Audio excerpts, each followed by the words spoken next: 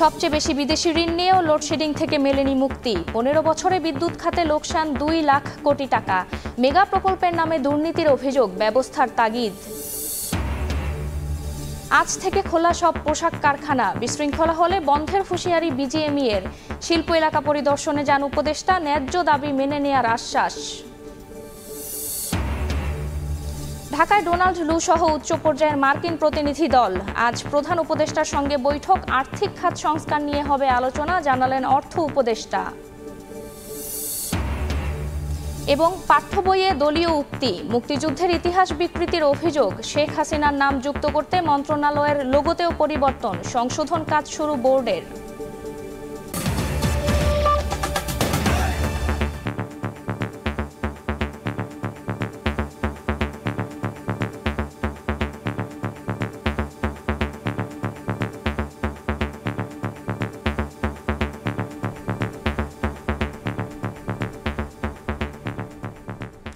ভোরের সময় সঙ্গে আছে আমি ফারজানা আক্তার।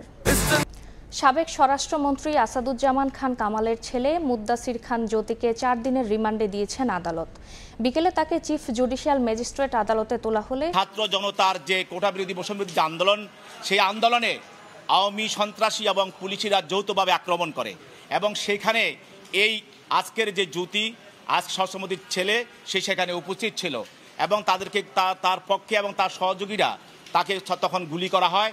আদালত উভয় পক্ষের শুনানি অন্তে এই আসামির বিরুদ্ধে 4 দিনের রিমান্ড মঞ্জুর করেন। তার 2 জন পুলিশ কর্মকর্তা তার বন্ধু, সেই হিসাবে তাকে সম্পৃক্ত করা হয়েছে। আমরা বিজ্ঞ আদালতে বলেছি যে একজন মন্ত্রীর ছেলে আর 2 জন বন্ধু থাকলে এই মামলায় সম্পৃক্ত হওয়া যায় না। বিদ্যুৎ ও জ্বালানি খাত সবচেয়ে বেশি বৈদেশিক ঋণ পেলেও লোডশেডিং থেকে মেলেনি মুক্তি। 15 বছরে বিদ্যুৎ উন্নয়ন বোর্ডের লোকসান ঠেকেছে 2 লাখ কোটি টাকার উপরে। মেগা প্রকল্পের আড়ালে দুর্নীতি এর কারণ বলছেন বিশেষজ্ঞরা। অনিয়মে জড়িতদের দ্রুত ব্যবস্থার তাগিদ আইনজ্ঞদের। বিস্তারিত আলামিন তুষারের রিপোর্টে। গেল এক যুগে রূপপুর পারমাণবিক বিদ্যুৎ কেন্দ্র, মাতারবাড়ি কয়লাভিত্তিক বিদ্যুৎ কেন্দ্রের মতো একগুচ্ছ মেগা প্রকল্পের মাধ্যমে বিদ্যুৎ খাত আমূল বদলে দেওয়ার বড় কর্মযজ্ঞ চলে দেশে। তবে বিশ্বব্যাংক, এশীয় উন্নয়ন ব্যাংক সহ বৈশ্বিক বিভিন্ন আর্থিক সংস্থার পর্যালোচনায় উঠে আসে এসব প্রকল্পের নির্মাণ ব্যয় অন্যান্য দেশের তুলনায় অনেক বেশি। বৈদেশিক ঋণের উপর ভর করে চলে এসবের বাস্তবায়ন। বাংলাদেশ ব্যাংকের হিসাবে শুধু গেল 8 বছরেই বিদেশি ঋণের পরিমাণ বেড়েছে প্রায় দ্বিগুণ। আর অর্থনৈতিক সম্পর্ক বিভাগের flow of external resources into Bangladesh প্রতিবেদন বলছে, শুধু বিদ্যুৎ ও জ্বালানি খাতে গেল 1.5 দশকে বৈদেশিক ঋণ এসেছে বর্তমান ডলার মূল্যে প্রায় 19,000 কোটি টাকা। তারপরও লোডশেডিং মুক্ত হয়নি দেশ। সঙ্গে গেল 15 বছরে বিদ্যুৎ উন্নয়ন বোর্ডের লোকসান ঠেকেছে 2 লাখ কোটি টাকার উপরে। মেগা প্রকল্পের বাইরেও 2030 সালের মধ্যে উৎপাদনে আসার জন্য নতুন করে আরও 46টি বিদ্যুৎ কেন্দ্রের অনুমোদন দেয় সদ্য ক্ষমতাচ্যুত আওয়ামী লীগ সরকার। জাতীয় চাহিদাকে প্রাধান্য না দিয়ে নিজেদের স্বার্থ বাস্তবায়ন আর দুর্নীতিকেই এ অবস্থার জন্য দায়ী করছেন খাত সংশ্লিষ্টরা। ক্ষমতা বৃদ্ধি হলে আপনি বিদ্যুৎ দিতে পারছেন না, গ্যাস দিতে পারছেন না, তার মানে অন্যায়, অযৌক্তিক তথা লুণ্ঠনমূলক ব্যয় এইভাবে বৃদ্ধি করে চলেছেন। সরকারি পর্যায়ে সরকার এইভাবে পদ্ধতিগতভাবে লুণ্ঠনের সুযোগ সৃষ্টি করেছে এবং লুণ্ঠন করতে যে অলিগার্ক তৈরি করেছেন। বিদ্যুৎ ও জ্বালানি সেবা লুণ্ঠনমুক্ত হতে হবে, মুনাফা মুক্ত হতে হবে এবং সরকারি সেবা হতে হবে। এমনকি নিজেদের পরিচয় গোপন করার শর্তে প্রকল্পগুলোতে অন্তত 20 ধাপে অবৈধ অর্থ লেনদেনের অভিযোগ করেছেন খোদ বিদ্যুৎ ও জ্বালানি খাত সংশ্লিষ্টরা। এসব অনিয়মের সঙ্গে জড়িতদের দ্রুত আইনের আওতায় আনার তাগিদ আইনজ্ঞদের। প্রজেক্টগুলো নেওয়াই হয়েছিল দুর্নীতি করার জন্য এবং টাকা লোপাট করার জন্য। দুদকও সেই সময়ে কোনো ব্যবস্থা নেয়নি। দুদকের নেমে যাওয়া উচিত এই প্রজেক্টগুলোর দুর্নীতি সম্পর্কে খোঁজ করার।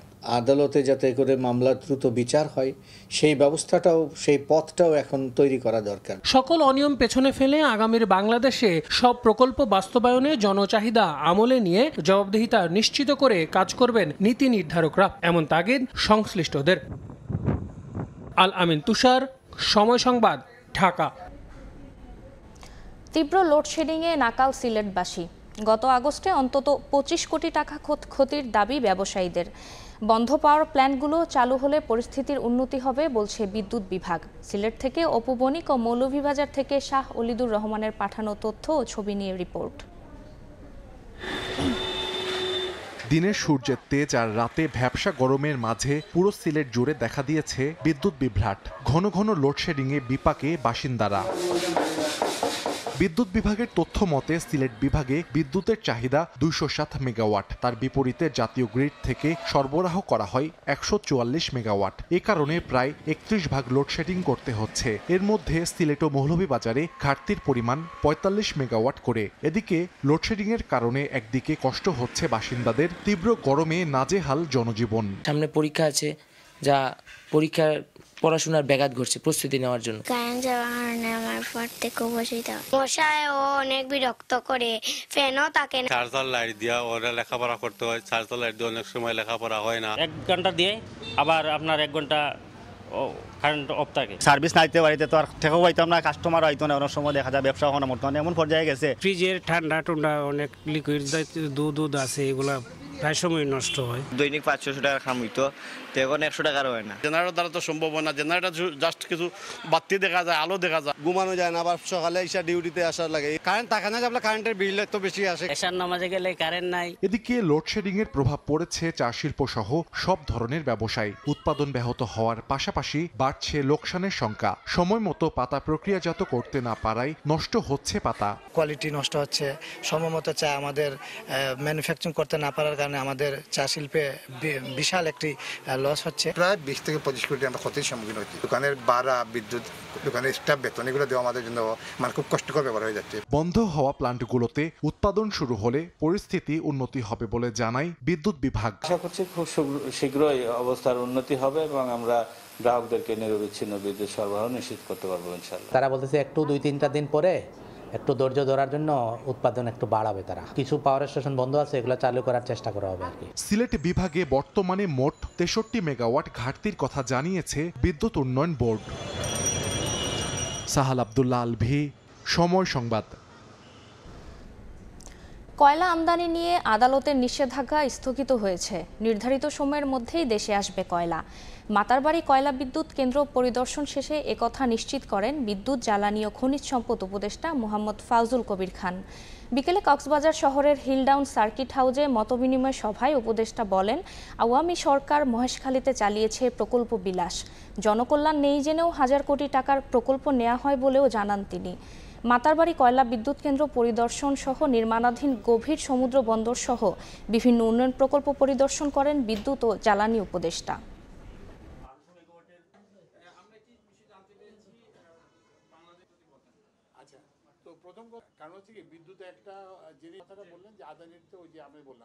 সমস্যা হয়েছিল যে ওখানে দুজন সরবরাহের প্রস্তাব দিয়েছিলেন, তারা আদালতে গেছিলেন।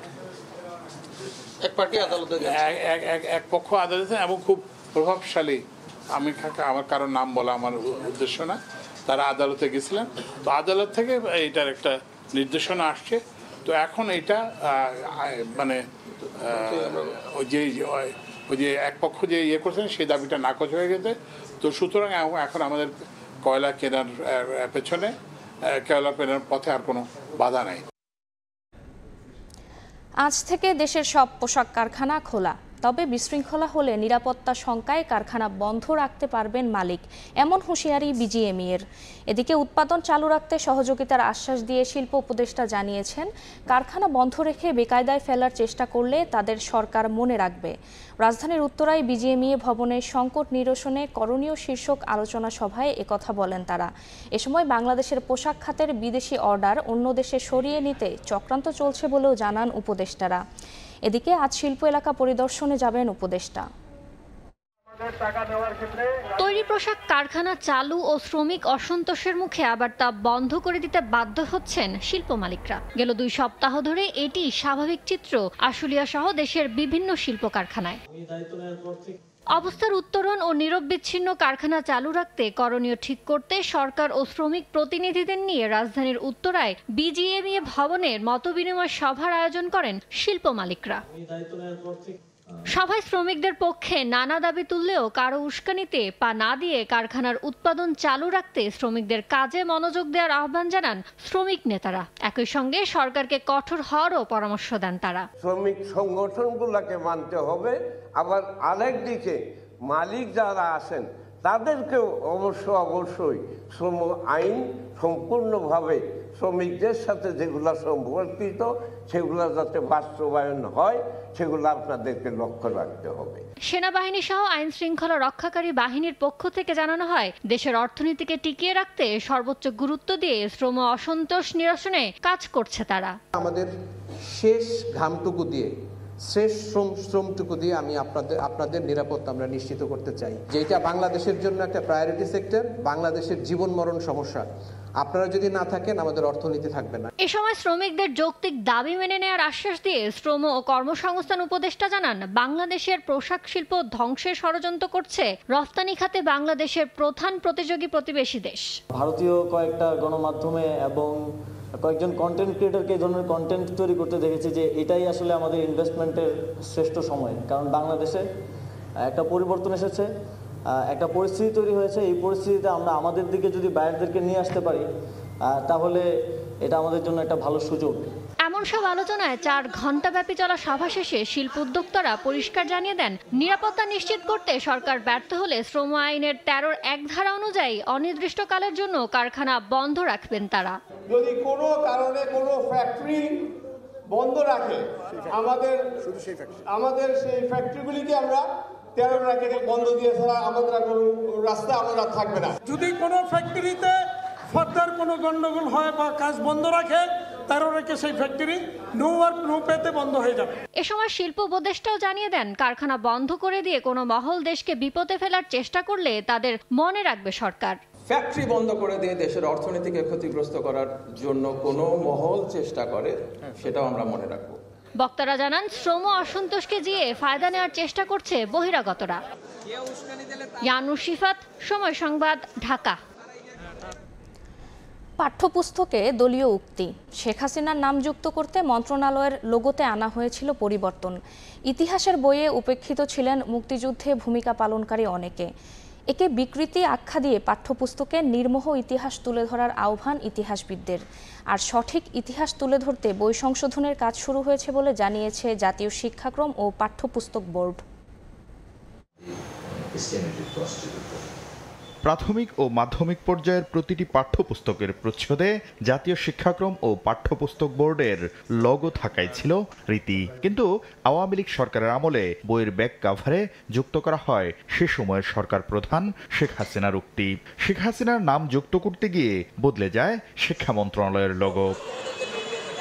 বাংলাদেশ সৃষ্টির পেছনে যাদের ভূমিকা ইতিহাসে স্বীকৃত, তাদের অনেকের নাম মুছে ফেলা হয়, অনেকের জায়গা হয় 1 থেকে 2 লাইনে। উপেক্ষা করা হয় মৌলানা আব্দুল হামিদ খান ভাসানী, তাজউদ্দিন আহমেদ ও জিয়াউর রহমান সহ অনেকের অবদান। এসবের ফলে পাঠ্যপুস্তক গ্রহণযোগ্যতা হারিয়েছে বলে মনে করেন অনেকেই। যেটা বিগত সরকার করেছে, কিছু মানুষকে বড় করতে চেয়েছে, কি একটা পরিবারকে সারা দেশের উপরে এক ধরনের চাপিয়ে দেওয়ার চেষ্টা করে, এতে কোনো ভালো কিছু হয় না। সরকার পরিবর্তনের পর শিক্ষা সংস্কারের আওতায় শুরু হয়েছে পাঠ্যপুস্তক সংশোধন প্রক্রিয়া। পাঠ্যপুস্তকে নির্মোহভাবে ইতিহাসের উপস্থাপনা করা কেন জরুরি সে বিষয়ে বলছিলেন এই ইতিহাসবিদ। ইতিহাসের কম বেশি সকলেই জানে কার কি অবদান আছে, সেই অবদানটা খালি যথাযথ জায়গায় তার প্রতিস্থাপন, এটি কিন্তু আমাদের কাছে এখন ন্যূনতম দাবি। যে কাউকে দেবত্ব আরোপ করার প্রয়োজন নাই, আবার কাউকে খলনায়কে পরিণত করার প্রয়োজন নাই। যিনি যে অবদানটুকু রেখেছেন তার সেইটুকু যদি ইতিহাসে আমরা পাই, সেটি হবে এখন এই মানুষের জন আকাঙ্ক্ষার প্রতিফলন। জাতীয় শিক্ষাক্রম ও পাঠ্যপুস্তক বোর্ড বলছে, চলমান সংশোধন প্রক্রিয়ায় ইতিহাসে যার যে অবদান তা পক্ষপাতহীনভাবে তুলে ধরা হবে। যে বইগুলো পরিমার্জন করা হচ্ছে সেখানে ইতিহাসের সঠিক ইতিহাসের যারা যে অবদান যতটুকু রেখেছেন তার মূল্যায়ন যেন আমরা পাঠ্যপুস্তকের প্রতিফলন যথাযথভাবে আমরা দেব। আমরা সচেতনভাবে এই কাজটা করব, যাতে এ ধরনের কেউ অতিমূল্যায়িত আর কেউ একদমই অবমূল্যায়িত যেন না হন, সেটা আমরা রক্ষা করে চলব। পাঠ্যপুস্তক সবার কাছে গ্রহণযোগ্য করতে সব ধরনের চেষ্টা করা হচ্ছে বলে জানিয়েছে বোর্ড। অধিকার আছে। শাকির আহমেদ, সময় সংবাদ। প্রক্রিয়ায় রাজনৈতিক সম্মতিতে গ্রহণযোগ্য ও নিরপেক্ষ ব্যক্তিকে নির্বাচন কমিশনার হিসেবে নিয়োগ দিতে প্রস্তাব দিয়েছে রাজনৈতিক দল এবং সুশীল সমাজের প্রতিনিধিরা। নির্বাচন কমিশন নিয়োগ আইন ত্রুটিপূর্ণ এবং অগ্রহণযোগ্য বলে মত তাদের। এদিকে নির্বাচন সংস্কার কমিশনের প্রধান বদিউল আলম মজুমদার বলেছেন, নির্বাচন নিয়ে চরম ব্যর্থতার পরিচয় দিয়েছে গত কয়েকটি কমিশন। পুনর্গঠিত না হলে আওয়ামী লীগকে ছাড়া নির্বাচন অগ্রহণযোগ্য হবে না বলেও জানান তিনি। বিগত আওয়ামী লীগ সরকারের আমলে অনুষ্ঠিত 3টি জাতীয় নির্বাচনের পাশাপাশি বেশ কয়েকটি স্থানীয় সরকার নির্বাচনের স্বচ্ছতা নিয়ে রয়েছে নানা বিতর্ক। সবশেষ দ্বাদশ জাতীয় সংসদ নির্বাচনেও ভোটের হার ও ডামি নির্বাচন নিয়ে হয় নানা আলোচনা সমালোচনা। 5 আগস্ট সরকার পতনের 1 মাস পর তোপের মুখে পদত্যাগ করে আউয়াল কমিশন। এরপর সুশাসনের জন্য নাগরিক সুজন সম্পাদক বদিউল আলম মজুমদারকে প্রধান করে গঠন করা হয় নির্বাচন সংস্কার কমিশন। শনিবার রাজধানীর গুলশানে নির্বাচন কমিশন নিয়োগ বিধান বিষয়ে পলিসি ডায়ালগ এর আয়োজন করে ডেমোক্রেসি ইন্টারন্যাশনাল। আলোচনায় উপস্থিত ছিলেন বস্ত্র ও পাট মন্ত্রণালয়ের উপদেষ্টা ও নির্বাচন বিশ্লেষক অবসরপ্রাপ্ত brigadier general M Sakhawat Hossain সহ রাজনৈতিক দলের প্রতিনিধি ও বিশিষ্ট নাগরিকরা। এ সময় নির্বাচন কমিশনার নিয়োগে নানা দিক নির্দেশনা দেন বক্তারা। 2022 সালের নির্বাচন কমিশন নিয়োগ আইনের সমালোচনা করে তারা বলেন, সাংবাদিক, শিক্ষাবিদ, রাজনৈতিক, সুশীল সমাজ ও শিক্ষার্থীদের সমন্বয়ে সার্চ কমিটি গঠন করা উচিত, যেখানে প্রাধান্য দেয়া হবে ব্যক্তির পেশাদার যোগ্যতা, ন্যায়পরায়ণতা ও নিরপেক্ষতা। নির্বাচন কমিশনের জন্য সার্চ কমিটি গঠনের লক্ষ্যে অবশ্যই আইন প্রণয়ন করা উচিত এবং এই ক্ষেত্রে কমপক্ষে 5 শ্রেণীর লোকজনের সম্পৃক্ত থাকা উচিত। রাজনৈতিক দলগুলো নাম দেখ, তাদের মধ্যে কোন দল কাদেরকে নাম দিচ্ছে সেই নামগুলো পাবলিক করা হোক। এই সরকারের দায়িত্বের মধ্যে পড়ে একটা নির্বাচন কমিশন গঠনের উদ্যোগ নেওয়া এবং সেই নির্বাচন কমিশন গঠনের জন্য তারা সকলের কাছে গ্রহণযোগ্য একটা সার্চ কমিটি করতে পারে। এ সময় প্রধান অতিথির বক্তব্যে অন্তর্বর্তীকালীন সরকারের উপদেষ্টা সাবেক নির্বাচন কমিশনার এম সাখাওয়াত হোসেন বলেন, ভালো নির্বাচনের জন্য প্রয়োজন নিরপেক্ষ সরকার। আমাদের অভ্যাস হচ্ছে সরকার থাকা মানে আমরা সরকারি লোক। সেই হিসাবে যদি ভালো নির্বাচন করতে হয় তাহলে আমার মনে হয় যে একটা ইন্টারিম ব্যবস্থা থাকতে হবে। এটা has to be decided by the political party. এদিন সকালে রাজধানীর এফডিসি মিলনায়তনে ডিবেট ফর ডেমোক্রেসি আয়োজিত বিতর্ক প্রতিযোগিতায় প্রধান অতিথি হিসেবে অংশ নিয়ে বদিউল আলম মজুমদার বলেন, আওয়ামী লীগ নেতাদের বিচারের আওতায় আনার পাশাপাশি দলটি পুনর্গঠিত না হলে তাদের বাদ দিয়ে নির্বাচন হলেও সেটি গ্রহণযোগ্যতা পাবে। বর্তমান সংবিধান বাতিল করে গণপরিষদ গঠনের মাধ্যমে সংবিধান সংস্কারের পক্ষে মত দেন তিনি। আমাদের উপদেষ্টারা কেউ কেউ বলেছেন যে আওয়ামী লীগকে বিরক্ত করার তার পক্ষে নন। আওয়ামী লীগ যদি তার মধ্যে পুনর্গঠিত না হয় তাহলে তাদেরকে ছাড়া নির্বাচন করাটা অগ্রহণযোগ্য হবে না বলে আমি মনে করি। সঠিক ব্যক্তিদের মাধ্যমে নির্বাচন কমিশন গঠন এবং কমিশন যাতে সঠিকভাবে দায়িত্ব পালন করতে পারে এই ব্যাপারে নির্বাচন সংস্কার কমিশনের পক্ষ থেকে সুপারিশ করবেন বলেও জানান বদিউল আলম মজুমদার। ফারজানা আক্তার, সময় সংবাদ, ঢাকা।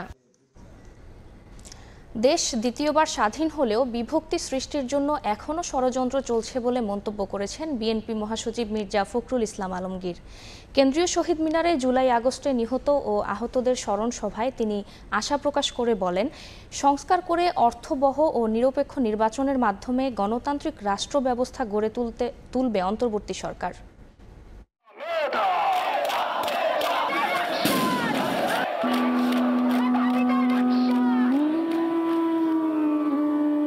মুক্তির তৃষ্ণায় আবু সাইদের দুহাত বাড়ানো দৃশ্য ফুটিয়ে তোলা হয় কেন্দ্রীয় শহীদ মিনারে। স্মরণ করা হয় ছাত্র জনতার আন্দোলনে নিহত ও আহতদেরও। জুলাই আগস্টে নিহত ও আহতদের স্মরণে বিএনপি আয়োজন করে এই স্মরণ সভার। যুক্ত হন শহীদ এবং হতাহতদের পরিবারের সদস্যরা। বক্তব্যে তুলে ধরেন তাদের নিদারুণ কষ্টের কথা। আমার ছেলের জানি যে চোখ হারাইছে, আমার ছেলের জানি বিচার চাই, তারে নিয়ে কোনি আছে না মরছে, আমার সংসার আর কেউ না, আমি উপযুক্ত বিচার আপনার কাছে চাই। বক্তব্য রাখেন বিভিন্ন শ্রেণী পেশার মানুষের পাশাপাশি সরকার পতনের এক দফা আন্দোলনের শরিক দলের নেতারা। একই সুরে আওয়াজ তোলেন, গণহত্যাকারীদের মুখোমুখি করতে হবে বিচারের। স্বপ্ন দেখেন নতুন বাংলাদেশ গড়ার। আজকে আওয়ামী লীগ যেই ক্যারেক্টার, যেই চারিত্রিক বৈশিষ্ট্য চলে আসছে, আওয়ামী লীগ কোনো মানুষের দল হতে পারে না। যদি আমরা গণহত্যা 16 বছরের হত্যাযজ্ঞের যদি বিচার করতে না পারি, গণ অভ্যুত্থানে যে বিজয়, সেই বিজয়কে কোনোভাবেই আমরা ধরে রাখতে পারবো না। যারা এই দেশের সৈনিক, তারা আমাদের দেশের গার্মেন্টস শ্রমিক, তারা আমাদের প্রবাসী শ্রমিক, আমাদের কিষানি, তাদের জীবনে কোনো পরিবর্তন না হয় তাহলে সত্যিকার অর্থে এই দেশ স্বাধীন হবে না। বৃষ্টি ভেজা বিকেলের অনুষ্ঠান বাধ্য হয়ে করতে হয় সংক্ষিপ্ত। প্রধান অতিথির বক্তব্য রাখেন বিএনপি মহাসচিব মির্জা ফখরুল ইসলাম আলমগীর। বলেন, দেশ দ্বিতীয়বার স্বাধীন হলেও বিভক্তি সৃষ্টির জন্য এখনো চলছে ষড়যন্ত্র। গোপালগঞ্জে আওয়ামী লীগের হামলার প্রতিবাদ জানিয়ে মির্জা ফখরুল আঘাত প্রতিহতের ঘোষণা দেন। সমস্ত প্রতিষ্ঠানগুলোকে শক্তিশালী করবার জন্য আমরা সবাই কাঁধে কাঁধ মিলিয়ে কাজ করব। পরিষ্কার বোঝা যাচ্ছে যে তারা এখনো আবার হায়নার মতো লুকিয়ে আছে, যে কোনো সময় তারা আক্রমণ করবে। সেই আক্রমণকে আমাদের প্রতিহত করতে হবে। চক্রান্তের মধ্য দিয়ে আমাদেরকে কেউ যেন আপনার বিপথে নিয়ে যেতে না পারে। অন্তর্বর্তীকালীন সরকারের কাছে জনগণের প্রত্যাশার কথা তুলে ধরে বিএনপি মহাসচিব বলেন, সত্যিকার সংস্কার করে অর্থবহ ও নিরপেক্ষ নির্বাচনের মধ্য দিয়ে গণতান্ত্রিক রাষ্ট্র ব্যবস্থা গড়ে তুলবেন তারা। জনগণ এই প্রত্যাশা করে যে এই সরকার তাদের এমন একটা গণতান্ত্রিক ব্যবস্থা, একটা লেভেল প্লেইং ফিল্ড তৈরি করে দেবে।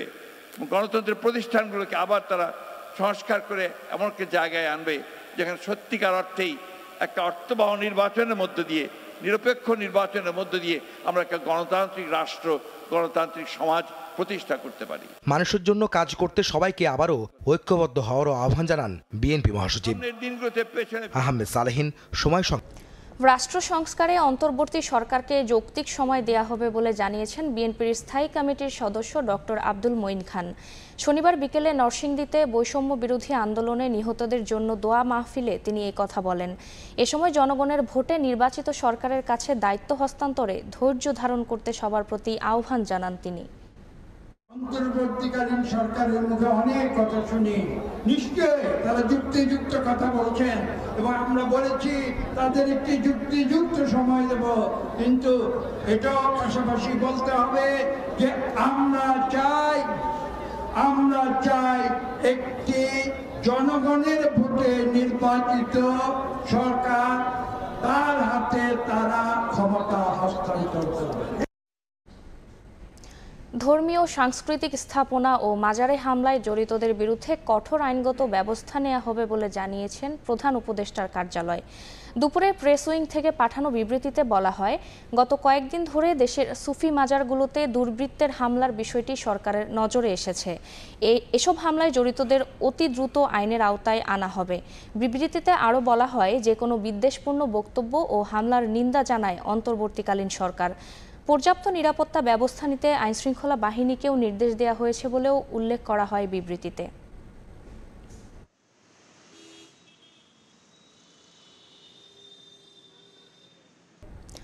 ৭২-এর সংবিধান লেজুর ভিত্তিক ও একদলীয় বাকশালের উল্লেখ করে এতে গণ আকাঙ্ক্ষা পূর্ণ হয়নি বলে মন্তব্য করেছে জাতীয় নাগরিক কমিটি। অন্তর্বর্তী সরকারকে সংবিধান সংশোধন সহ প্রয়োজনীয় রাষ্ট্র সংস্কারের আহ্বান জানানো হয়। বিকেলে ঢাকা রিপোর্টার্স ইউনিটিতে সংবাদ সম্মেলনে নেতারা বলেন, ২৪-এর গণ অভ্যুত্থানে অংশ নেওয়া সব শ্রেণী পেশার নাগরিকদের সঙ্গে আলোচনা করে লিখতে হবে নতুন সংবিধান। ৭২-এ যে সংবিধানটা লেখা হয়েছিল সেটা হলো, আমরা মনে করি যে ৭১-এর যে অভিপ্রায় ছিল সেটা পরিস্ফুটিত হয় না। এটা একদলীয় একটা দলের বা বাকশালের ভিত্তিতে সংবিধানটা লেখা হয়েছিল। আমরা একটা গণ আলোচনার আয়োজন করব সমাজের সকল অংশীজন নিয়ে, এবং তাদের মাধ্যমেই যে জনরায় আসবে সে রায়ের মাধ্যমে আমরা একটি নতুন সংবিধান লিখব, যে নতুন সংবিধানে বাংলাদেশের সকল মানুষের যে আকাঙ্ক্ষা রয়েছে সেটা থাকবে। দেশ গড়তে সব ধর্মের মানুষকে এক হওয়ার আহ্বান জানিয়েছেন ইসলামী আন্দোলন বাংলাদেশের আমির মুফতি সৈয়দ মুহাম্মদ রেজাউল করিম। দুপুরে বরিশালের আগৈলঝাড়ায় ৯ দফা দাবিতে বিএইচপি একাডেমি মাঠে সমাবেশ অনুষ্ঠিত হয়।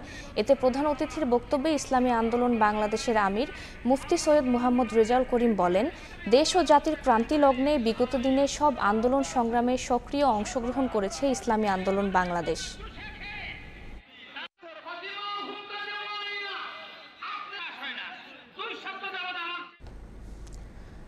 অন্তর্বর্তী সরকারের সঙ্গে আলোচনায় ঢাকায় এসেছেন মার্কিন উচ্চ পর্যায়ের প্রতিনিধি দলের সদস্যরা।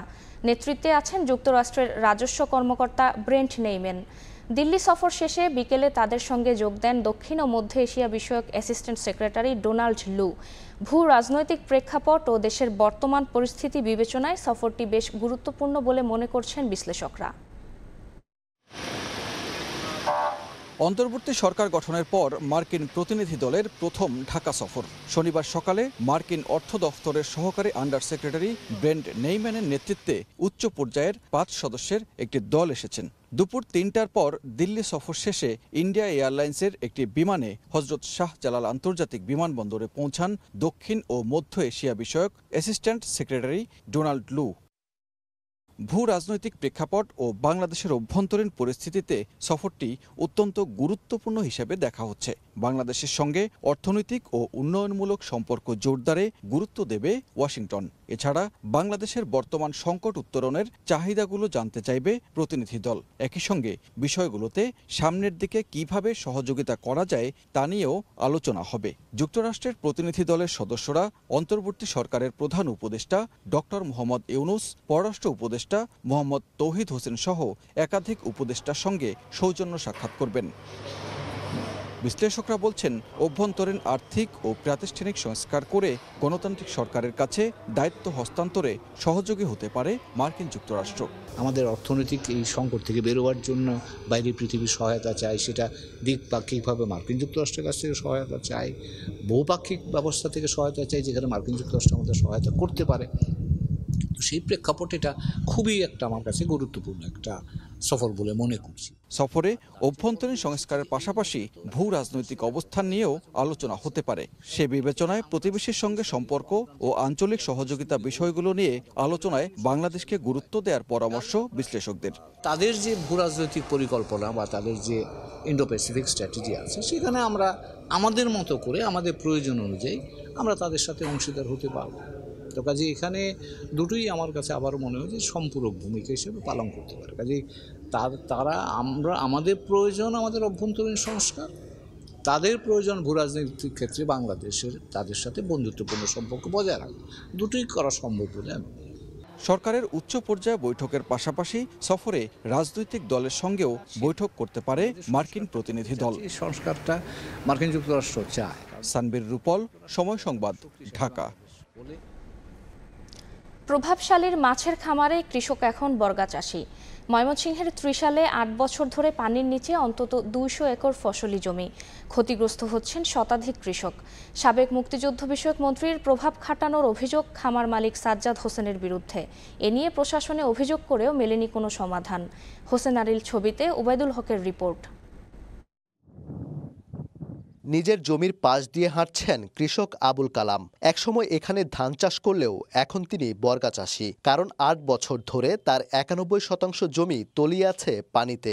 আর জলাবদ্ধতার কারণ স্থানীয় প্রভাবশালীর অপরিকল্পিত মৎস্য চাষ। 14 কাঠা জমি আমি যে করি, এতে আমার 60-80 মণ ধান হইতে আইলে আমি গুষ্টিলে খাইতাম। এরপর আমি বেচনও গেছে, এরপর আমি গরু ফল রেখে 3-4 দিয়া অনেক কিছু করা হয় না। কৃষক কালামের মতো অবস্থা ময়মনসিংহের ত্রিশালের মঠবাড়ি ইউনিয়নের শতাধিক কৃষকের। পানি নিষ্কাশনের ব্যবস্থা না রেখে মাছের খামার করেন স্থানীয় প্রভাবশালী সাজ্জাদ হোসেন লালন। ভুক্তভোগীদের অভিযোগ, সাবেক মুক্তিযুদ্ধ বিষয়ক মন্ত্রী আকম মোজাম্মেল হকের ছেলের বন্ধুর প্রভাব খাটিয়ে অপরিকল্পিত মাছের খামার করায় অনাবাদি পড়ে আছে অন্তত 200 একর জমি। প্রশাসনের কাছে বারবার অভিযোগ করেও মেলেনি কোনো সমাধান। কেউ প্রতিবাদ করলে দেয়া হতো মামলার হুমকি।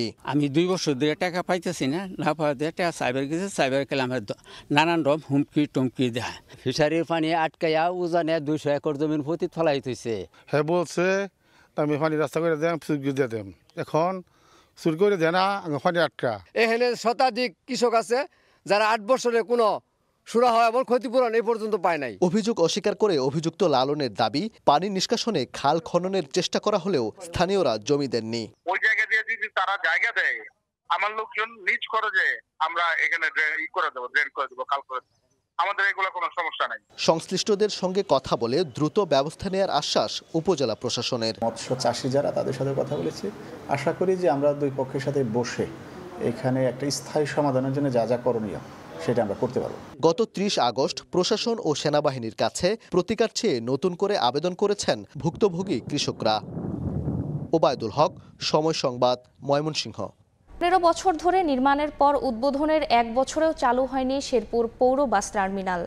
সংশ্লিষ্টরা জানান, শুধুমাত্র বাস ও ট্রাকের ডিপো হিসেবে ব্যবহার করা হলেও টার্মিনালে নেই অন্য সুবিধা। বাস মালিক ও শ্রমিকদের সঙ্গে কথা বলে সংকট সমাধানের আশ্বাস পৌর প্রশাসকের। শহীদুল ইসলাম হীরার পাঠানো তথ্য ও বাবু চক্রবর্তীর ছবি নিয়ে রিপোর্ট। টার্মিনাল থেকে যাত্রী উঠানামার কথা থাকলেও ব্যবহার করা হচ্ছে বাস রাখার ডিপো হিসেবে। এ চিত্র শেরপুর সদরের অষ্টমীতলা এলাকায় আন্তঃজেলা পৌর বাস টার্মিনালের। 2009 সালে 2.5 কোটি টাকা ব্যয়ে নির্মাণ করা হয় আন্তঃজেলা এ পৌর বাস টার্মিনালটি। 10 বছর ফেলে রাখার পর 2021 সালে আরও প্রায় 12 কোটি টাকা ব্যয়ে টার্মিনালটির নির্মাণ কাজ শেষ হয়। 2 বছর বিরতি দিয়ে 2023 সালের 15 জুলাই ঢাকঢোল পিটিয়ে উদ্বোধনও করা হয়। তবে 1 বছরেও চালু হয়নি টার্মিনালটি।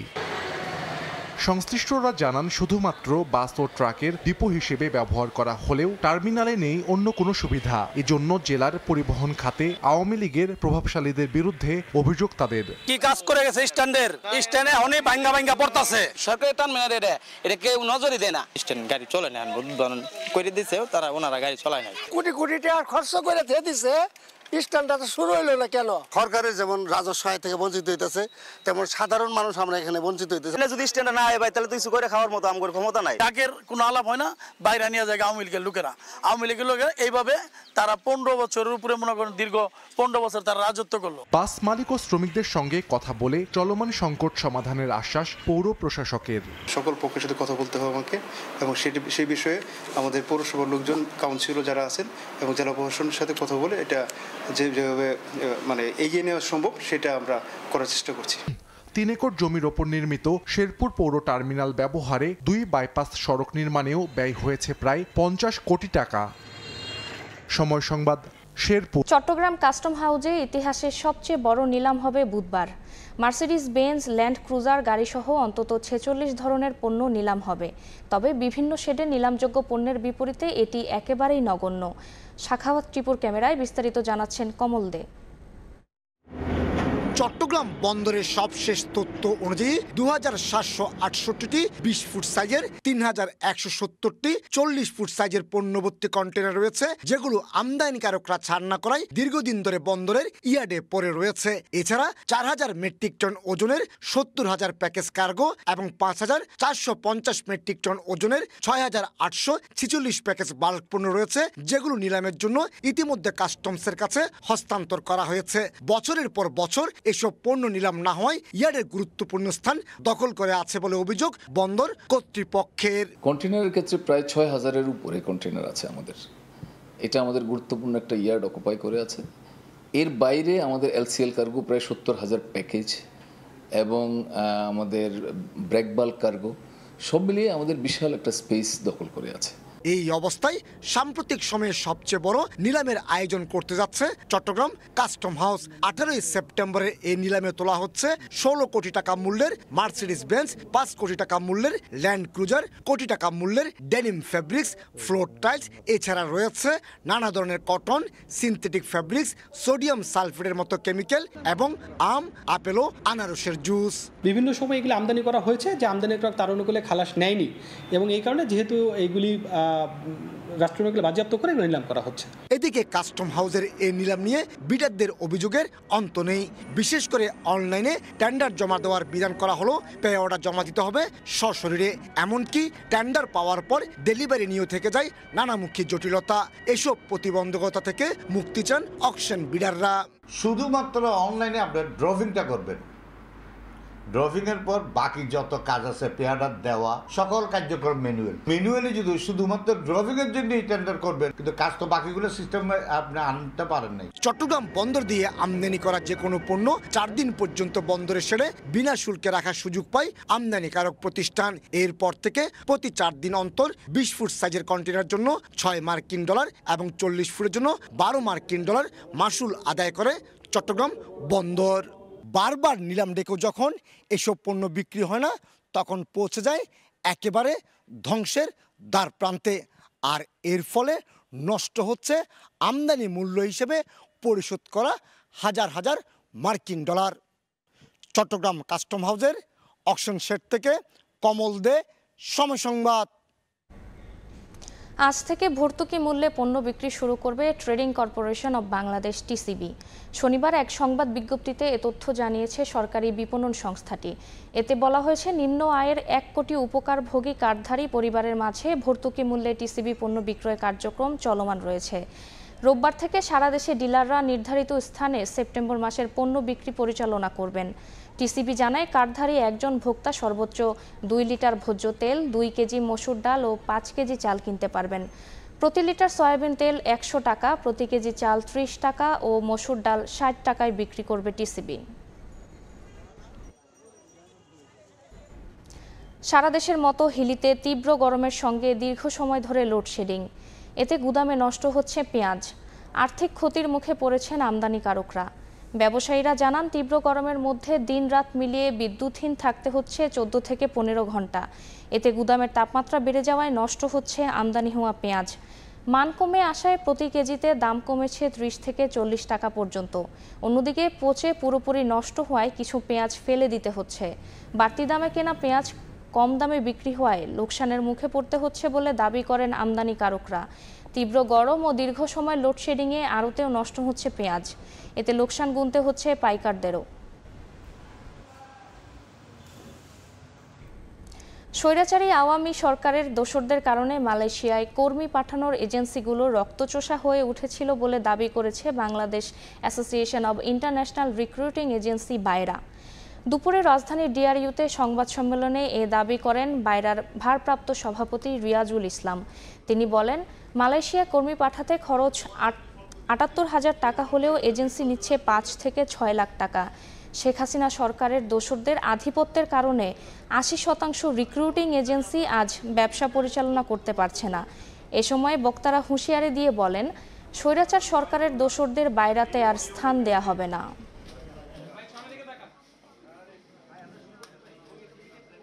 যে লোক ৮০,০০০ টাকা ৯০,০০০ দেওয়ার কথা, তার থেকে ৬ লক্ষ টাকা নেওয়া হয়েছে, যার কোনো রসিদ নাই, যার কোনো বিচার নাই। যারা টাকা ফেরত পাচ্ছেন, বন্ধুগণ আপনি জেনে থাকবেন যে একটা সো-কল্ড আপনার একটা যে সরকারের যে নির্দেশনা ছিল ৮০,০০০ টাকা, ওই টাকাটা তারা ফেরত পাচ্ছে। বায়রা দখল করে সিন্ডিকেট করা সহজ হবে, সেই জন্য তারা স্বৈরাচারী সরকারের আমলে আওয়ামী লীগ লোক দিয়ে গঠিত বোর্ড, আপিল বোর্ড, নির্বাচন বোর্ড ও আপিল বোর্ড দিয়ে নির্বাচন করতে বাধ্য করার জন্য বায়রা সিন্ডিকেট চক্রের সদস্যরা গত 12 সেপ্টেম্বর কার্যনির্বাহী কমিটির সভা চলাকালে হট্টগোল হামলা করে।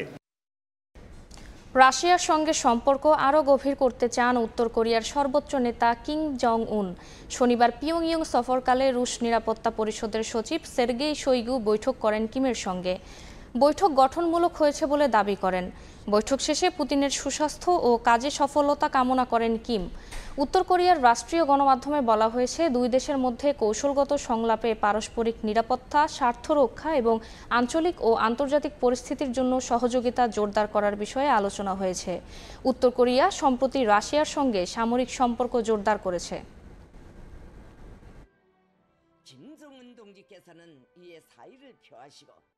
조선민주주의인민공업조를 더욱 확대해 나갈 것이께서는 이날 저녁 러시아 연방 아르동지를 또다시 접견하시고 건설적인 뜨거운 작별 인사를 나누시고 존면서 러시아 인민의 승리와 번영, 행복과 평안을 기원하셨습니다.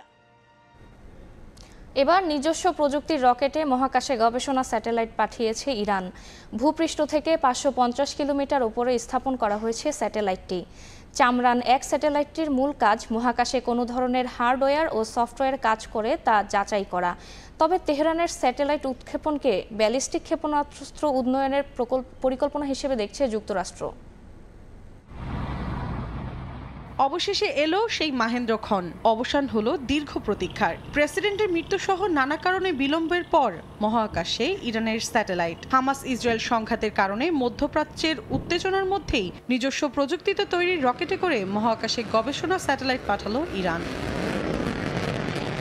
দেশটির বিপ্লবী গার্ড বাহিনী IRGCর তৈরি রকেটে করে স্থানীয় সময় শনিবার উৎক্ষেপণ করা হয় চামরান-1 স্যাটেলাইটটি। ইরানের রাষ্ট্রীয় সংবাদ সংস্থা ইনা জানায়, IRGCর অ্যারোস্পেস বিভাগের তৈরি করা কায়েম 100 রকেটে করে পাঠানো হয় গবেষণা স্যাটেলাইটটি। ভূপৃষ্ঠ থেকে 550 কিলোমিটার ওপরে পৃথিবীর নিম্ন কক্ষপথে স্থাপন করা হয় 60 কিলোগ্রাম ওজনের স্যাটেলাইটটি। মহাকাশে কোন ধরনের হার্ডওয়্যার ও সফটওয়্যার কাজ করে তা যাচাই বাছাই করাই চামরান-1 এর মূল উদ্দেশ্য বলে জানা গেছে।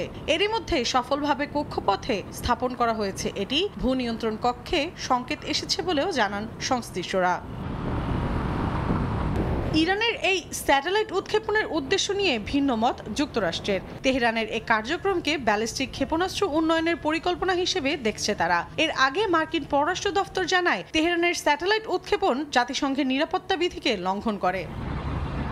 অন্যদিকে দীর্ঘদিন ধরে কক্ষপথে স্যাটেলাইট পাঠানোর পরিকল্পনা করছে ইরান। সবশেষ চলতি বছরের শুরুতে সোয়ারা নামের একটি স্যাটেলাইট পাঠায় তেহরান। চামরান-1 আরও আগে উৎক্ষেপণ করার কথা থাকলেও গেল মে মাসে হেলিকপ্টার দুর্ঘটনায় দেশটির সাবেক প্রেসিডেন্ট ইব্রাহিম রাইসির মৃত্যুতে পিছিয়ে যায় তা। নতুন প্রেসিডেন্ট মাসুদ পেজিশকিয়ানের অধীনে এটিই প্রথম স্যাটেলাইট উৎক্ষেপণ দেশটির। মৌসুমী সাথী, সময় সংবাদ। সরকারি চাকরি থেকে অবসরের বয়সসীমা বাড়ানোর সিদ্ধান্ত নিয়েছে চীন।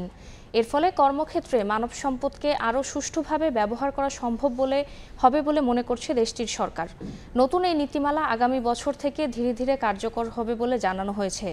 গত এক দশকে চীনে কর্মজীবী মানুষের সংখ্যা প্রায় 4 কোটি কমে যাওয়ায় এমন সিদ্ধান্ত নেওয়া হয়েছে বলে জানানো হয়। শি জিনপিং প্রশাসন সম্প্রতি সরকারি চাকরি থেকে অবসরের বয়সসীমা বাড়ানোর পরিকল্পনা অনুমোদন করেছে। এতে উল্লেখ করা হয়, পুরুষদের অবসরের বয়স 60 থেকে বাড়িয়ে 63 করা হবে, আর নারী অফিস কর্মীদের বয়স 55 থেকে বৃদ্ধি করে 58 করা হবে। 2025 সাল থেকে আগামী 15 বছরের মধ্যে এই পরিবর্তন ধাপে ধাপে বাস্তবায়ন করা হবে বলে জানানো হয়েছে। চলতি বছরের জানুয়ারিতে চীনের জাতীয় পরিসংখ্যান দফতর NBS এর হালনাগাদ তথ্য বলছে, টানা দ্বিতীয় বছর মতো দেশটিতে কমেছে জনসংখ্যা। NBS জানায়, 2023 সালে চীনের জনসংখ্যা কমে 140 কোটি 90 লাখে নেমে এসেছে, যা আগের বছরের তুলনায় 20,80,000 কম। এছাড়া গত বছর দেশটিতে প্রতি 1000 জনের বিপরীতে শিশুর জন্মহার ছিল 6.39। 2022 সালেও এই হার ছিল 6.77। 1949 সালে চীনা কমিউনিস্ট পার্টি প্রতিষ্ঠার পর থেকে দেশটিতে এটি সবচেয়ে কম জন্মহারের রেকর্ড।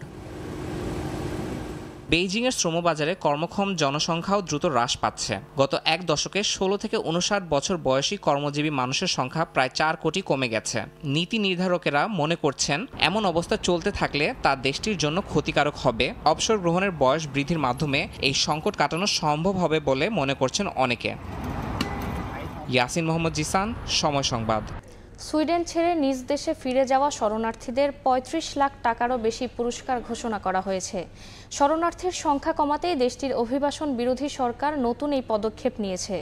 ডেমোক্রেটদের সহায়তায় জোট সরকার ক্ষমতায় আসার পর থেকেই অভিবাসন নীতির পরিবর্তনের পাশাপাশি স্থায়ী বসবাসের অনুমতিতে কড়াকড়ি আরোপ করা হয় দেশটিতে।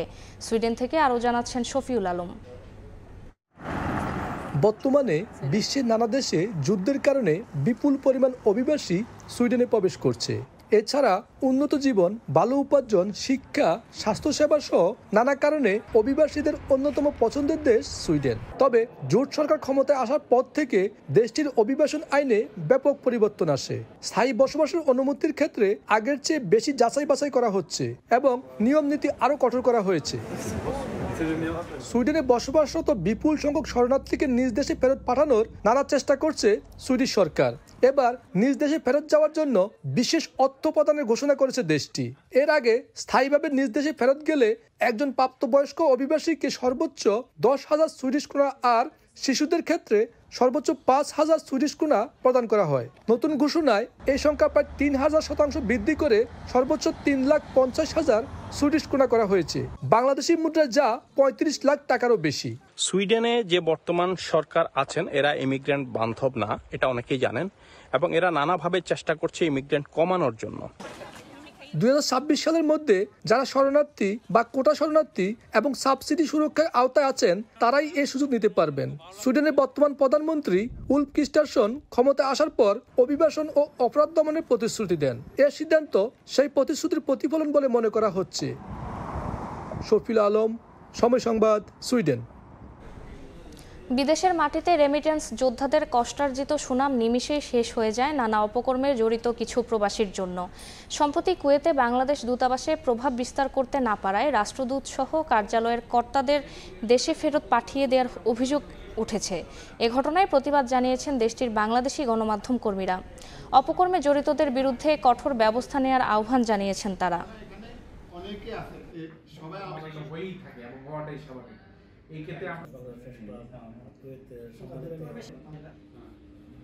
আমরা দীর্ঘদিন ধরে এখানে যাই। আজকে সকালে সে কি করে আবার সব সাংবাদিকদের আমরা বেশি সময় বসবো যাবে না। বিসমিল্লাহ আমাদের না সে যদি এরকম একটা কথা বলতে পারলে অবশ্যই সেটা আমাদের জন্য বেশি সময় বসবো যাবে না। বিসমিল্লাহ সভাপতি আসেন এখন আমরা এই ঘোষণাটা আমাদের না এটা এখানে হয়েছে এখানে আমরা দেখতেছি সেই বিষয়টা কারণ এখানে অনেকে আছে সবাই হয়েই থাকে এবং সময় খেলার খবর। অবশেষে বাংলাদেশ ফুটবল ফেডারেশনের অবসান হচ্ছে কাজী সালাহউদ্দিন যুগের। আসন্ন ২৬ অক্টোবর অনুষ্ঠেয় বাফুফে নির্বাচনে তিনি অংশ নেবেন না বলে এক সংবাদ সম্মেলনে জানিয়েছেন। কোনো চাপের নির্বাচন থেকে সরে দাঁড়িয়েছেন কিনা সে প্রশ্ন করা হলেও তা এড়িয়ে গেছেন কৌশলে। ভালো ফুটবলার হলেই যে ভালো সংগঠক হওয়া যায় না সেটা যেন আরও একবার প্রমাণ করলেন কাজী সালাহউদ্দিন। মাঠের পাঠ চুকিয়ে বাংলাদেশ ফুটবলের সর্বোচ্চ পদে ২০০৮ সালে সালাহউদ্দিন যখন এলেন তখন তার কাছে ছিল পাহাড় সমান প্রত্যাশা। দেশের ফুটবলকে এগিয়ে নেয়ার কাণ্ডারি হিসেবে তাকেই ভাবা হয়েছিল, কিন্তু মাঠের সালাহউদ্দিন জায়গা করে নিতে পারেননি সমর্থকদের হৃদয়ে।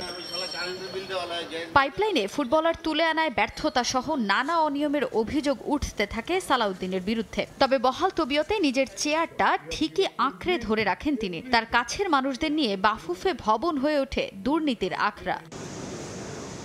তবে গেল ৫ আগস্ট ফ্যাসিস্ট সরকারের পতনের পরই বদলে যায় পাশারদান। হাসিনার বিদায়ের পর সালাহউদ্দিন হটাও আন্দোলনে নামেন সাবেক ফুটবলাররা। তাদের সঙ্গে বিক্ষোভে অংশ নেন সমর্থকদের একাধিক সংগঠন। এরপরও পঞ্চম মেয়াদে নির্বাচনে অংশ নেয়ার বিষয়ে অনড় ছিলেন সালাহউদ্দিন। ফিফার কাছে বাফুফে অনুরোধ করে নির্বাচন পিছিয়ে দিতে, তবে সে অনুরোধে সাড়া দেয়নি ফিফা, যা স্পষ্ট করে জানায় ফুটবল ফেডারেশনকে। এরপরেই নির্বাচন থেকে সরে যাওয়ার ঘোষণা দিলেন কাজী সালাহউদ্দিন। ইলেকশন কোনোভাবে একদিনও পিছানো যাবে না, এটা ফিফা ইনস্ট্রাকশন দিয়ে দিয়েছে। আমি 4 টার্ম আপনাদের সাথে ছিলাম। I consider myself two be very lucky যে এই সুযোগ আমার জীবনে আসছে। তো এখন যে কামিং ইলেকশন আসতেছে 26শে অক্টোবরে, এই ইলেকশনে আমি কন্টেস্ট করব না। So that's my final decision. তবে কোনো চাপে নির্বাচন থেকে সরে দাঁড়ানোর সিদ্ধান্ত নিয়েছেন কিনা সে প্রশ্নে কোনো উত্তর দেননি সাবেক এই ফুটবলার। কৌশলে এড়িয়ে গেছেন সে প্রশ্ন। আপনাদের সবাইকে আমি ধন্যবাদ জানাই যে আমার সাথে এই 16 বছর কাজ করার জন্য। এতে অনেক আন্ডারস্ট্যান্ডিং মিসআন্ডারস্ট্যান্ডিং হয়েছে, এটা হইতেই পারে। So I have nothing in my heart. আশা করবো আপনারাও মনে কিছু রাখবেন না। আপনি কোনো চাপ থেকে আমি যা বলার বলে দিয়েছি। আমি আপনাদের কোনো প্রশ্নের উত্তর দিব না। আমি আমার মতামতটা দিয়ে দিয়েছি যে আমি ইলেকশন করছি না। ধন্যবাদ। Thank you. 2008 থেকে 2024 দীর্ঘ 16 বছর দেশের ফুটবলের সর্বোচ্চ চেয়ারে থাকলেও সফলতার চেয়ে ব্যর্থতার পাল্লাই ভারী সালাহউদ্দিনের। নারী ফুটবল এ সময় দক্ষিণ এশিয়ায় ভালো অবস্থানে গেলেও জাতীয় দল পারেনি প্রত্যাশা পূরণ করতে। একই সঙ্গে ফুটবল ফেডারেশন কলঙ্কিত হয়েছে দুর্নীতির কারণে। তাজিন খন্দকার, সময় সংবাদ, ঢাকা। উন্নতির বদলে গেল 16 বছরে দেশের ফুটবলকে হাস্যরস আর তামাশার বস্তুতে পরিণত করেছিলেন কাজী সালাহউদ্দিন।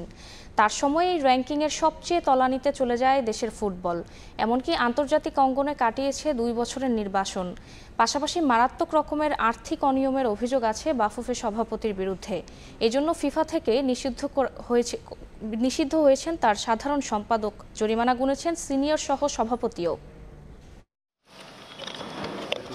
2022 বিশ্বকাপে খেলবে বাংলাদেশ। দ্বিতীয়বারের মতো বাফুফে সভাপতি নির্বাচিত হয়ে এমন বড় স্বপ্ন দেখিয়েছিলেন কাজী সালাহউদ্দিন।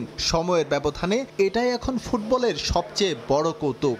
বলা যেতে পারে তার লম্বা সময়ের দায়িত্বে বাংলাদেশের ফুটবল উন্নতির বদলে পরিণত হয়েছে হাস্যরসে। জার্নালিস্ট এখানে ঢুকতে গেলে তাদেরকে আমার একটা ফটো দিতে হবে, ওইটা কন্ডিশন হলো ও আর বাপের একটা ফটো পাঠাবে। সালাহউদ্দিনরা শুধু ফুটবল নয়, হাস্যরস করেছেন এই খেলার সঙ্গে সম্পৃক্ত থাকা গণমাধ্যম কর্মী নিয়েও। নিজের ব্যর্থতা ঢাকতে গণমাধ্যমের গঠনমূলক সমালোচনাগুলো নিয়েছেন তির্যকভাবে। অনেক সংবাদকর্মী হয়েছেন তাদের প্রকাশ্য শত্রু, অথচ দেশের ফুটবল নিয়ে কাজ করার জন্য পেয়েছিলেন প্রায় 1.5 যুগের কাছাকাছি সময়। সালাউদ্দিনের গায়ে বড় কোনো আর্থিক কেলেঙ্কারির সরাসরি দায় না থাকলেও বাফুফের বিভিন্ন প্রকল্প থেকে অর্থ লোপাটের অভিযোগ আছে তীব্রভাবে। সিলেট বিকেএসপিতে একাডেমির জন্য 7 লাখ সহায়তা দিয়েছিল ফিফা। বাফুফের সেই প্রজেক্ট চলেছিল মাত্র কয়েক মাস, অথচ কোনো অডিট রিপোর্টেই একাডেমি পরিচালনার জন্য ফিফার দেয়া $7 লাখ কথা উল্লেখ করা হয়নি। 2015 বঙ্গবন্ধু গোল্ড কাপের খরচ নিয়ে উঠেছিল 9-6 অভিযোগ। 5 কোটি টাকার বাজেট নিয়ে যাওয়া হয়েছিল 15 কোটিতে। সরাসরি খেলা সম্প্রচারের যন্ত্রপাতি ভাড়ার নামে দুর্নীতির চিত্র উঠে আসে। প্রায় $2,90,000 মার্কিন ভুয়া খরচ দেখিয়ে ভারতীয় একটি কোম্পানির সহযোগিতায় ওই টাকা আত্মসাৎ করার অভিযোগ ওঠে কাজী সালাউদ্দিনের যোগসাজশে। ফুটবল উন্নয়নের জন্য 2019-20 অর্থ বছরে বাফুফেকে 20 কোটি টাকা বরাদ্দ দেয় অর্থ মন্ত্রণালয়। একটি বেসরকারি আর্থিক প্রতিষ্ঠানে সেটি স্থায়ী আমানত করে রাখা হলেও বছর না ঘুরতে তা খরচ করে ফেলে বাফুফে।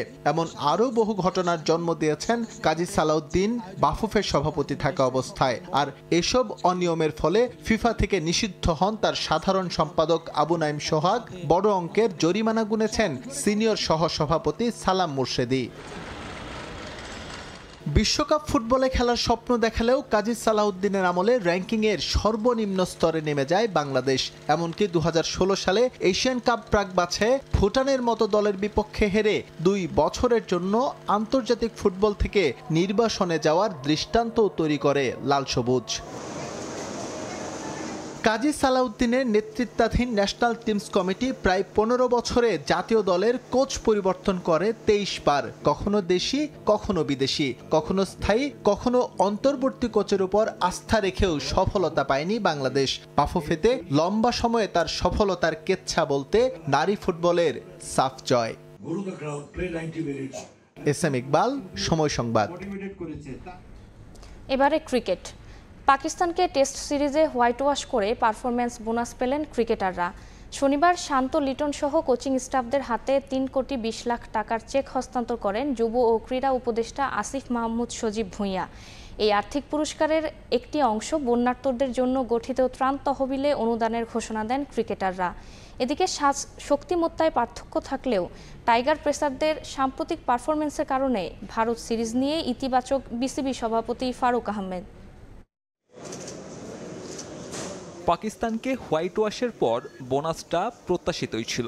ভারত সিরিজ খেলতে দেশ ছাড়ার আগে ক্রিকেটারদের মাঝে সেই আর্থিক পুরস্কার হস্তান্তর করল ক্রিকেট বোর্ড।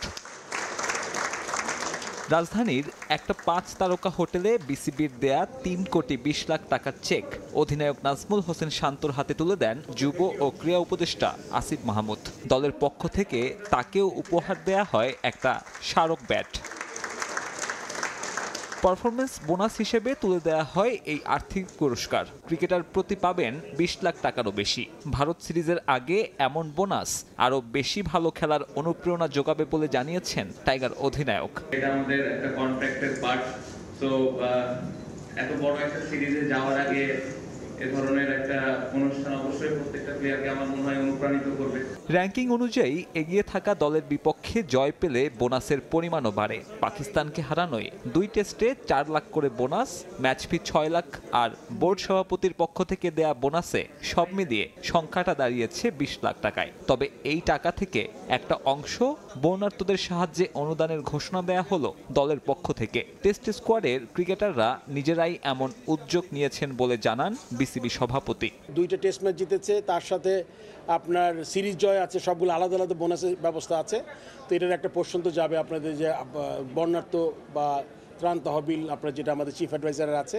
পাকিস্তান সিরিজের সুখস্মৃতি ভুলে ভারত সিরিজের চিন্তা টিম ম্যানেজমেন্টের মাথায়। মূলত ভারতের মাটিতে টেস্টে টাইগারদের মলিন ইতিহাস খুব বেশি প্রত্যাশার সুযোগ দিচ্ছে না। দুই দলের শক্তিমত্তার পার্থক্য জানেন খোদ বিসিবি বস নিজেও। তবুও আশা দেখাচ্ছেন পেসাররা। ফলাফল একপাশে রেখে লঙ্গার ফরম্যাটে নিজেদের উন্নতির গ্রাফটা ধরে রাখার প্রত্যাশা ক্রিকেটারদের কাছে। খেলায় তো হার জিত আসবেই, এটা একটা পার্ট। অ্যান্ড আমরা সবাই জানি ইন্ডিয়ার স্ট্রেংথ কী, আমাদের স্ট্রেংথ কী। তবে আমাদের টিম সবচেয়ে এক্সাইটিং জিনিস হচ্ছিল কি আপনার পেস বোলিং। আমি কিন্তু এরকম পেস বোলিং বাংলাদেশে কখনো দেখি নাই আমার লাইফ টাইমে বা রিসেন্ট পাস্টেও। টেস্টে ভারতের বিপক্ষে জয় তো দূরে থাক, এখনো হার এড়ানোর লড়াইটাও করে দেখাতে পারেনি টাইগার ক্রিকেট। সবশেষ ভারত সফরে খেলা 2 টেস্টেও কোনো ধরনের প্রতিদ্বন্দ্বিতা করতে ব্যর্থ মুমিনুল হকের নেতৃত্বাধীন বাংলাদেশ। সাব্বির মিথুন, সময় সংবাদ, ঢাকা। এদিকে বোর্ডে তামিম ইকবালের উপস্থিতি নিয়ে সুস্পষ্ট কোনো ব্যাখ্যা দিতে পারেননি বিসিবি সভাপতি ফারুক আহমেদ। সাবেক অধিনায়কের সভায় থাকার বিষয়টিকে স্রেফ সৌজন্যতা বললেও গুঞ্জন আছে বিপিএলে খেলোয়াড়দের পারিশ্রমিক কমানো নিয়ে আলোচনা হয় সেখানে। যদিও তামিম সহ হাতে গোনা কয়েকজন ক্রিকেটারের এমন প্রস্তাবে অসন্তোষ রয়েছে অনেকের মাঝে। শেষ 1 বছরে আন্তর্জাতিক ক্রিকেট না খেললেও নিজেকে আলোচনায় রাখতে নানান চেষ্টা চালিয়ে যাচ্ছেন সাবেক অধিনায়ক তামিম ইকবাল। বিশেষ করে পাপন পরবর্তী অধ্যায়ে ক্রিকেট বোর্ডে এই ক্রিকেটারের সরব উপস্থিতি নানান গুঞ্জনের জন্ম দিচ্ছে। অন্তর্বর্তীকালীন সরকারের হয়ে যুব ও ক্রীড়া মন্ত্রণালয়ের দায়িত্ব গ্রহণের পর আসিফ মাহমুদের বিসিবি পরিদর্শনে সঙ্গী ছিলেন তামিম ইকবাল। যদিও সে সফরে এই ক্রিকেটারের ভূমিকা কি তা নিয়ে প্রশ্ন আছে। বিসিবি কিংবা মন্ত্রণালয়ের পক্ষ থেকেও দেয়া হয়নি সুস্পষ্ট কোনো ব্যাখ্যা। তামিম ইকবালকে নিয়ে নতুন করে আলোচনা তৈরি হয় গত বৃহস্পতিবার। পাকিস্তান সফরে সাফল্যের পর বাংলাদেশ দলকে সংবর্ধনা দেন প্রধান উপদেষ্টা ডক্টর মোহাম্মদ ইউনুস। ওই অনুষ্ঠান শেষে বিসিবি সভাপতির সঙ্গে আলাদা করে আলোচনায় দেখা যায় তামিমকে। সেখানে তার সঙ্গে ছিলেন শান্ত, মুশফিক, লিটন সহ কয়েকজন ক্রিকেটার। স্বাভাবিকভাবেই তামিমের উপস্থিতি নিয়ে প্রশ্ন তোলা হয় ফারুক আহমেদের কাছে। প্রথম দফায় বিসিবি প্রধান সে প্রশ্ন এড়িয়ে যাবার চেষ্টাও করেন।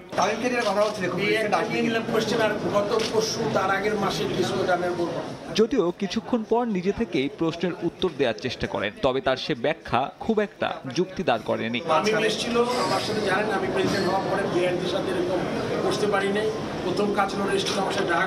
ক্রিকেটারদের সঙ্গে সৌজন্য সাক্ষাতের কথা বলা হলেও বোর্ড প্রেসিডেন্টের বিশেষ আলোচনা সভায় উপস্থিত ছিলেন না সব ক্রিকেটার। কেন্দ্রীয় চুক্তিতে না থাকা তামিম কেন সেখানে সে বিষয়েও ব্যাখ্যা নেই। যদিও ফারুক আহমেদের দাবি, ঘরোয়া ক্রিকেটের ব্যাপারে কিছু প্রস্তাবনা নিয়ে হাজির হয়েছিলেন তামিম। বিপিএল এইগুলোকে কি সময় মতো কিভাবে হবে ওদের থেকে কিছু প্রস্তাবনা ছিল, আমরা আলোচনা করছি কেমনে আমরা এগুলো ঠিক করব। গুঞ্জন আছে সামনের বিপিএলে প্লেয়ারদের বেতন কমানোর প্রস্তাব তোলা হয় সেই বৈঠকে। যদিও সব ক্রিকেটারদের সঙ্গে আলোচনা না করেই এমন প্রস্তাব নতুন রহস্যের জন্ম দিচ্ছে। বিশেষ করে এই বিপিএলই যখন অধিকাংশ ক্রিকেটারদের রুটি রুজি, তখন বেতন কমলে অসন্তুষ্টি বাড়বে অনেকের মাঝেই। সাব্বির মিথুন, সময় সংবাদ, ঢাকা। কক্সবাজারে ভারী বর্ষণ অতীতের সব রেকর্ড ছাড়িয়েছে, যার কারণে পানিতে ডুবে যায় কক্সবাজার শহরের প্রধান সড়ক সহ উপসড়কগুলো, যেখান থেকে বাদ যায়নি কক্সবাজার আন্তর্জাতিক ক্রিকেট স্টেডিয়াম। পুরো স্টেডিয়াম এখন পানিতে ডুবে রয়েছে। পাশাপাশি ড্রেনের ময়লা আবর্জনাও ঢুকে পড়েছে স্টেডিয়ামের ভেতরে। গ্রাউন্ডসম্যানরা বলছেন আন্তর্জাতিক স্টেডিয়াম হলেও কারো নজর নেই এই স্টেডিয়ামের প্রতি। কক্সবাজার থেকে সুজাউদ্দিন রুবেলের রিপোর্ট। টানা বর্ষণে বেহাল দশা কক্সবাজার আন্তর্জাতিক ক্রিকেট স্টেডিয়ামের। মূল গেট দিয়ে বৃষ্টির পানির সঙ্গে মূল ভেন্যুতে ঢুকছে ড্রেনের ময়লা আবর্জনাও। পুরো স্টেডিয়াম ডুবে রয়েছে পানিতে। পানির সঙ্গে মাঠের ভেতরে ময়লা আবর্জনা স্তূপ। গেল কয়েকদিন ধরে কক্সবাজার আন্তর্জাতিক ক্রিকেট স্টেডিয়ামের এমন অবস্থা। মাঠের দায়িত্বে নিয়োজিতরা বলছেন পুরো স্টেডিয়ামটি পানিতে ডুবে রয়েছে। পানি নিষ্কাশনের কোনো ব্যবস্থাই নেই। ওয়ালের পাশ দিয়ে আপনার দীর্ঘদিন পৌরসভা নালা পরিষ্কার না করার কারণে আমাদের মাঠে পানি ঢুকে যায় বৃষ্টি হলে। বাইরের ময়লা আবর্জনা সব ঢুকে এখানে। স্টেডিয়ামটিতে রয়েছে 3টি মাঠ, মূল মাঠের সঙ্গে আছে একাডেমি ও অনুশীলনের জন্য আলাদা একটি মাঠ, কিন্তু এসব মাঠে এখন হাঁটু সমান পানি। একই সঙ্গে পিচেও তলিয়ে গেছে পানিতে, যা নিয়ে বেকায়দায় স্টেডিয়ামের ঘাস থেকে ধূলিকণা, ঝড় বৃষ্টি কুয়াশা থেকে পিচে সুরক্ষা দিয়ে থাকা গ্রাউন্ডসম্যানরা। তারা বলছেন আন্তর্জাতিক ভেন্যু হলেও এই স্টেডিয়ামের দিকে নজর নেই কারো। শুধু বিসিবির নামে এই মাঠটা হচ্ছে যে ইন্টারন্যাশনাল ভেন্যু। বিসিবি আপনার মনে করেন যে ওইভাবে মনে করেন যে এই মাঠটাকে কোনো গুরুত্ব দেয় না, এখানে পানি নিষ্কাশনের কোনো মনে করেন যে ব্যবস্থা নাই। গ্রাউন্ডসম্যানরা বলছেন পানি নেমে গেলে স্টেডিয়ামে খেলা আয়োজন সম্ভব, তবে তার জন্য দিতে হবে পর্যাপ্ত সময়। ওয়েদার ভালো থাকে, রোদ ভালো থাকে, তাও সম্ভব না আপনার 7 দিনের নিচে তো বা 10 দিনের নিচে তো আমাদের মাঠ শুকানো কোনো সম্ভব না। বা দেখা যেত 10 দিন পর কি 15 দিন পর হয়তো আমরা কাজের একটা উপযোগী করার চিন্তা ভাবনা করি, তখন দেখা যেত হঠাৎ আবার বৃষ্টি হলে আবার ওই স্বাভাবিক পর্যায়ে পানি আমাদের চলে আসে। কক্সবাজারে এটাই প্রথম আন্তর্জাতিক ক্রিকেট ভেন্যু। সৈকতের লাবণী পয়েন্টে 51 একর জমিতে প্রায় 20 কোটি টাকা ব্যয়ে স্টেডিয়ামটি নির্মাণ করে বাংলাদেশ ক্রিকেট বোর্ড। 23 ফেব্রুয়ারি 2014 সালে স্টেডিয়ামটি উদ্বোধন করা হয়। সুজাউদ্দিন রুবেল, সময় সংবাদ, কক্সবাজার। এই ছিল ভোরের সময়ে, সঙ্গে থাকুন সময়ের।